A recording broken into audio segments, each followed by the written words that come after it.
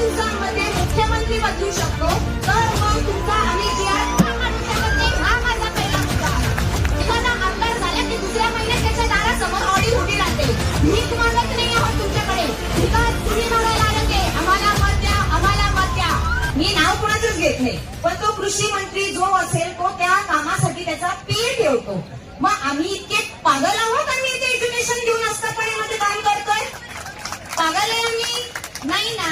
मग जर तुम्हाला पीएची गरज आहे आणि आस्थापनेला जर आमच्या प्रशिक्षणार्थींसारखे जर युवक इथे मिळालेले आहे, तर मला नाही वाटत की आम्ही कोणत्या कामामध्ये कमी पडतोय. सगळ्यात पहिला मुद्दा तर माझा हा आहे, आम्ही बरोबरीने कामं करतो आहे. शासनाची कुठलीही कामं असू द्या, कुठल्याही विभागातली कामं असू द्या. दुसरी गोष्ट, शिक्षण विभागामधली कुठलीही कामं असू द्या, प्रामाणिकपणे आम्ही जर काम करत असू तर मला नाही वाटत की आम्हाला कुठल्या प्रशिक्षणाची गरज आहे किंवा काय आहे. रोजगार द्या आणि विषय मिटवून टाका. जर तुमचा एका दिवसामध्ये मुख्यमंत्री बदलू शकतो, तर मग तुमचा आम्ही जी आर का काढू शकत नाही, हा माझा पहिला मुद्दा आहे.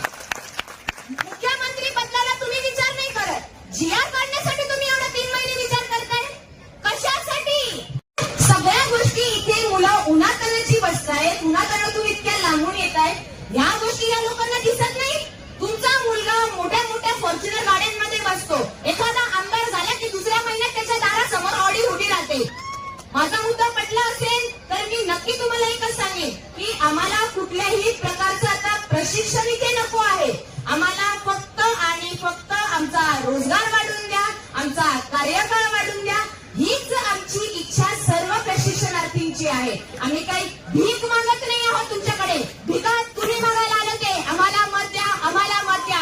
आम्ही मत दिलं, आम्ही निवडून दिली, भीक आम्ही तुम्हाला दिली, तुम्ही आम्हाला भीक नाही दिली.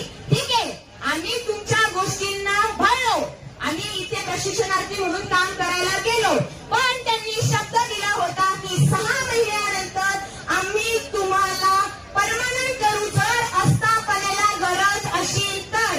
या गोष्टीला आम्ही भाडून त्यांच्या आस्थापनेमध्ये काम करायला गेलो होतो.